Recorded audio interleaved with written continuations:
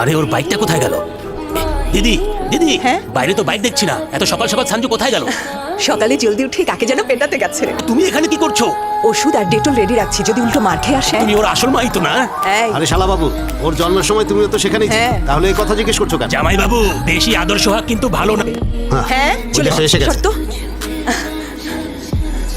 মারতে গিয়ে ওটা মার খেয়ে এসেছিস। কি ব্যাপার বাবা, আমি তো তোর জন্য ডেটল আর তুলো রেডি করে রেখেছিলাম। বিয়ের কথা আগে জানালে বরণের জন্য ডালা রেডি করে রাখতাম। মারতেই তো গিয়েছিলাম। এই যে চেহারাটা দেখো।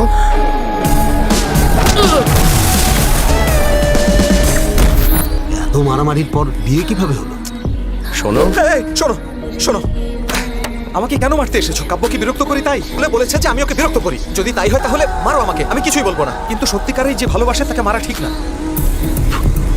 ভালোবাসার সত্য না মিথ্যা কিভাবে বুঝবো? হ্যাঁ